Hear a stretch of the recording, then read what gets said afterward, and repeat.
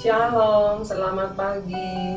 Senang sekali masih bisa bertemu di dalam program Sarapan Surgawi bersama dengan saya, Grace, dan seluruh siswa-siswi SKBB. Mari kita mau mengucap syukur dulu, kita naikkan pujian. Selamat pagi Bapak.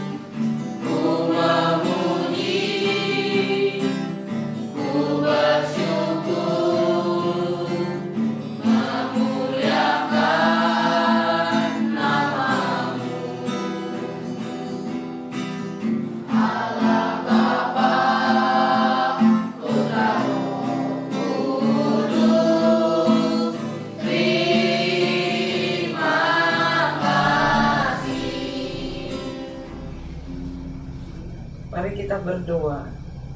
Bapa dalam surga, terima kasih untuk pagi yang indah yang Tuhan telah berikan kepada setiap kami. Tidak putus-putusnya pemeliharaanmu di dalam hidup kami ini. Kami telah siapkan piring hati kami. Mari berfirmanlah, kenyangkan kami, sehatkan rohani kami, kuatkan iman kami. Di dalam nama Tuhan Yesus, kami berdoa dan mengucap syukur. Amin. Anak-anakku yang Tuhan kasihi, seluruh keluarga besar SKBB, para kerabat dan para sahabat, kita tetap ada di dalam sukacita Kristus. Hari ini firman Tuhan berjudul haus dan lapar. Di dalam pengiringan kita bersama dengan Kristus, mengiring Kristus, perjalanan kita di dalam pimpinan Kristus, bukan berarti kita tidak mengalami lapar. Bukan berarti kita tidak mengalami haus. Artinya apa? Pasti setiap orang yang hidup pasti akan mengalami lapar dan haus. Tetapi bicara haus dan lapar di sini adalah bicara kekurangan di dalam hidup kita. Mungkin kita kekurangan uang, mungkin kita tidak punya rumah, sulit sekali mencari uang untuk kontrak rumah, bahkan untuk makan sehari-hari, untuk biaya sekolah. Tetapi kalau kita berpikir, saya kan percaya kepada Tuhan Yesus, mengapa saya tidak menjadi orang kaya? Atau mengapa saya masih harus kekurangan? Mari kita mau belajar firman Tuhan pada pagi hari ini. Kita baca dari kitab Keluaran pasal yang ke-15, Keluaran pasal yang ke-15, ayat yang ke-22. Kita mulai dari ayat yang ke-22 ya. Saya akan bacakan Keluaran pasal 15 mulai ayat yang ke-22. Demikian firman Tuhan di Mara dan Elim. Musa menyuruh orang Israel berangkat dari laut Teberau, lalu mereka pergi ke padang gurun Syur. 3 hari lamanya mereka berjalan di padang gurun itu dengan tidak mendapat air. 3 hari jalan gak dapat air, gak punya minum. Coba bayangin, keterlaluannya. Tuhan yang memimpin mereka keluar dari Mesir, lalu mereka sampai mengalami 3 hari di padang gurun. Siapa yang pernah pergi ke padang gurun? Saya pernah pergi ke padang pasir di Dubai. Itu pasir, seperti gunung tapi pasir, benar-benar pasir, ya, lebih dari pasir di tepi pantai. Itu panasnya luar biasa. Tapi saya pergi sore, jam 4 sore. Jadi sudah tidak terlalu panas, hangat-hangat berinjaknya, ya. Nah, ini saya tidak bisa bayangkan 3 hari berjalan mereka tidak mendapat minum, ya. Mereka pasti kehausan luar biasa. Lalu kita mau lihat ayat yang ke-23. Sampailah mereka ke Mara, tetapi mereka tidak dapat meminum air yang di Mara itu. Jadi mereka sampai di satu tempat namanya Mara. Lalu di situ ada air. Waduh, coba kalau kalian tidak punya air minum, sudah haus, lalu menemukan mata air, senangnya bukan main. Ya, langsung rasanya udah mau minum buru-buru. Tetapi apa yang terjadi? Air itu nggak bisa diminum karena pahit rasanya. Itulah sebabnya dinamai orang tempat itu Mara. Mara artinya air yang pahit, ya. Nah, kemudian ayat yang ke-24. Lalu bersungut-sungutlah bangsa itu kepada Musa. Kata mereka, apakah yang akan kami minum? Lalu bersungut-sungutlah.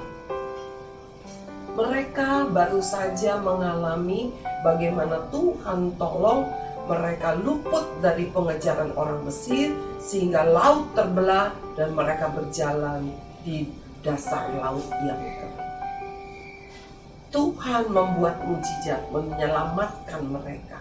Tetapi ketika mereka mulai berjalan selama 3 hari, mereka tidak mendapat minum, mereka mulai marah kepada Musa. Ya, mereka mulai marah. Ya, apakah yang akan kami minum? Lalu ayat yang ke-25, Musa berseru-seru kepada Tuhan. Ya, Musa berseru-seru kepada Tuhan. Ya, ketika orang Israel bersungut-sungut, Musa berseru-seru kepada Tuhan. Dan Tuhan menunjukkan kepadanya sepotong kayu. Musa melemparkan kayu itu ke dalam air, lalu air itu menjadi manis.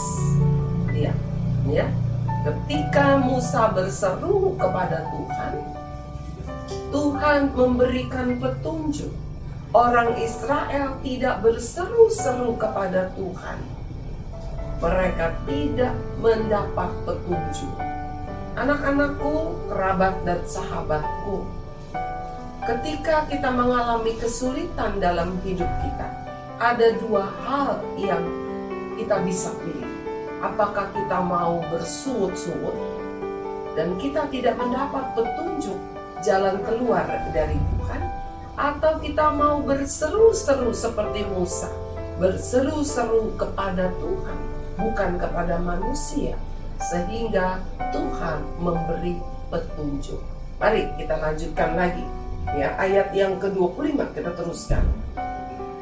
Di sanalah diberikan Tuhan ketetapan-ketetapan dan peraturan-peraturan kepada mereka, dan di sanalah Tuhan mencoba mereka. Lalu bukan hanya diberikan petunjuk, Tuhan memberikan peraturan-peraturan. Supaya apa? Supaya bangsa Israel, orang Ibrani yang keluar dari Mesir, belum menjadi bangsa Israel, boleh hidup mempunyai peraturan. Kenapa? Kalau kita hidup tidak mempunyai peraturan, kita akan menjadi orang yang liar, yang semau-maunya. Kita tidak boleh seperti itu. Tuhan mau kita hidup punya peraturan.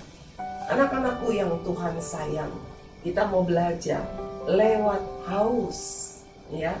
Tuhan menunjukkan mujizat, Tuhan memberikan solusi yang mujizat. Lalu Tuhan juga memberikan peraturan supaya menjadi seorang yang punya peraturan, yang teratur hidupnya, bukan seorang yang liar. Mari kita lanjut lagi. Kita mau baca Keluaran pasal 16, ya, mulai ayat yang pertama. Mana Sabat. Setelah mereka berangkat dari Elim, tibalah segenap jemaah Israel di padang gurun Sin yang terletak di antara Elim dan gunung Sinai. Pada hari yang ke-15 bulan yang kedua sejak mereka keluar dari tanah Mesir. Di padang gurun itu bersungut-sungutlah segenap jemaah Israel kepada Musa dan Harun. Dan mereka berkata, kalau kami mati tadinya di tanah Mesir oleh tangan Tuhan, ketika kami duduk menghadapi kuali berisi daging dan makan roti sampai kenyang, sebab kamu membawa kami keluar ke padang gurun ini untuk membunuh seluruh jemaah ini dengan kelaparan.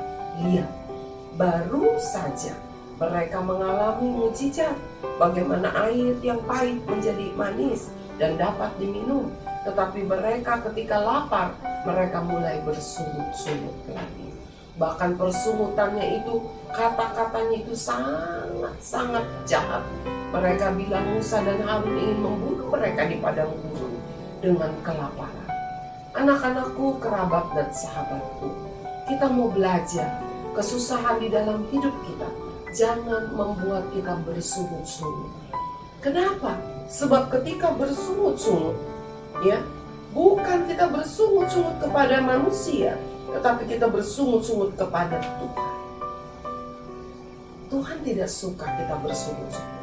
Karena dengan bersungut-sungut kita tidak percaya kepada kasih pemeliharaan Tuhan. Tuhan yang sudah memberikan nafas hidup kepada kita, tidak mungkin Dia tidak memelihara hidup kita. Dia tidak biarkan kita akan telanjang karena tidak punya pakaian.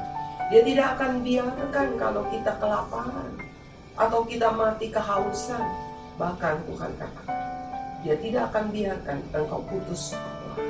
Tetapi masalahnya, apakah engkau mau hidup taat? Apakah engkau mau hidup bersyukur? Mungkin kuota, susah sekali mendapat kuota. Ya, mama kadang-kadang nggak punya uang atau HP harus bergantian. Lalu kamu bersungut-sungut, kamu menjadi malas untuk sekolah. Saya mau katakan, itu adalah tindakan yang salah. Kita mau belajar seperti Musa, berseru-seru kepada Tuhan, maka Tuhan akan membuka jalan. Apa yang tidak mungkin menjadi mungkin. Jangan kita mengecewakan Tuhan. Jangan kita melupakan perbuatan baik Tuhan. Jangan kita meragukan seolah-olah Tuhan itu tidak peduli kepada kita.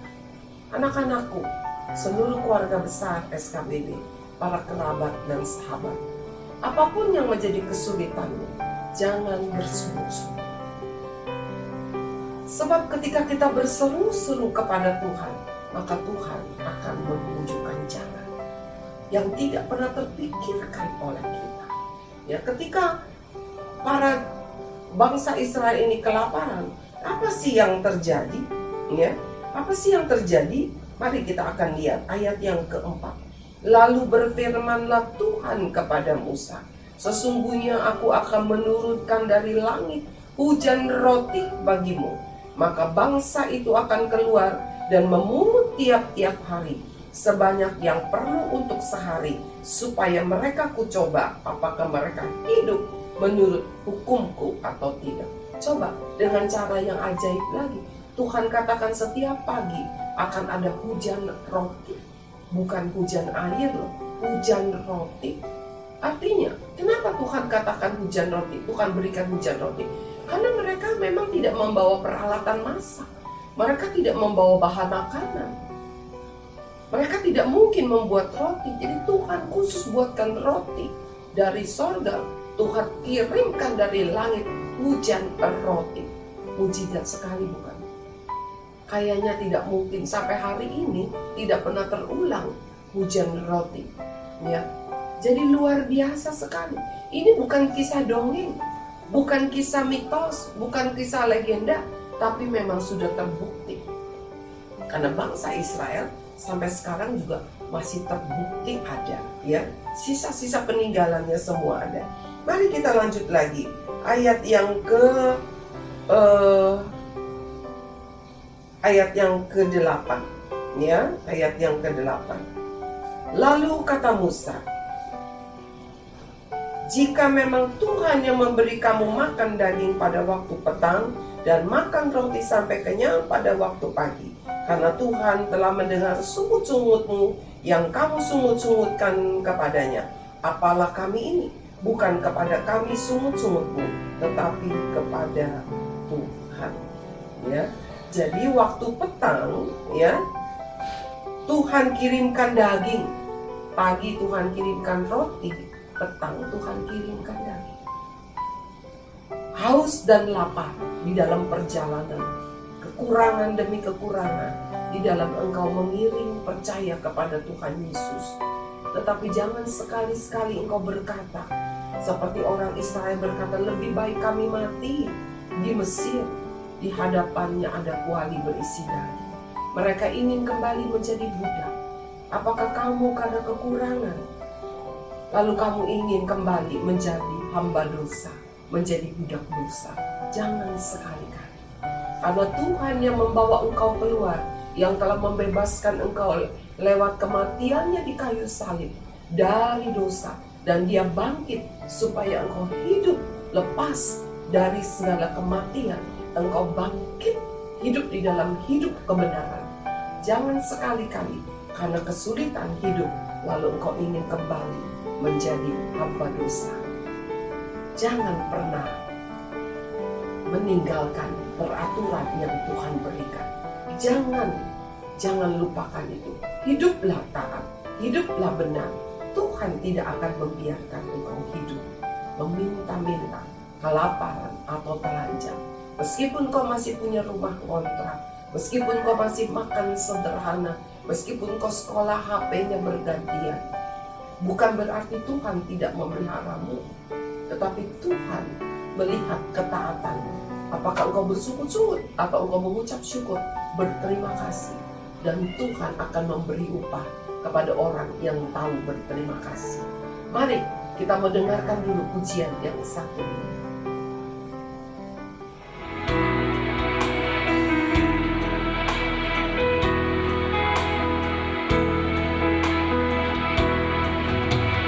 Banyak perkara yang tak dapat ku mengerti, mengapakah harus terjadi di dalam kehidupan ini. Satu perkara yang ku simpan dalam hati, tiada satu yang terjadi tanpa Allah peduli.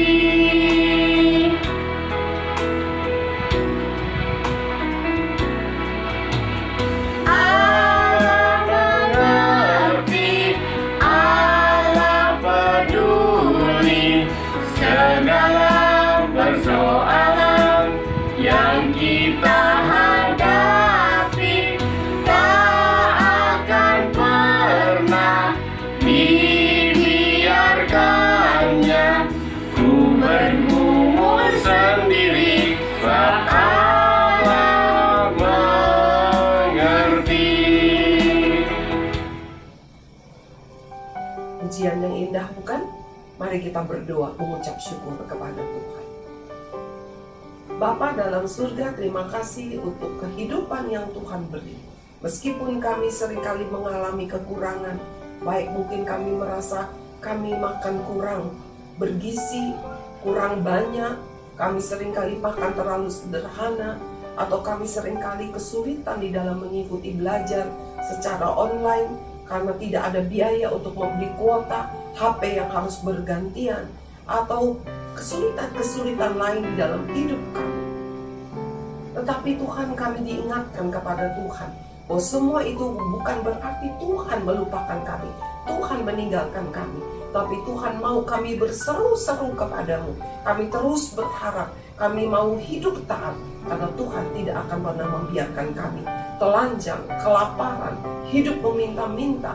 Bahkan Tuhan tidak akan membiarkan kami putus sekolah. Tuhan mau kami tetap setia, tetap rajin belajar, tetap mengerjakan tugas kami dengan sungguh-sungguh. Mari ya Tuhan, tolong kami Tuhan. Ampuni kalau kami bersungguh-sungguh.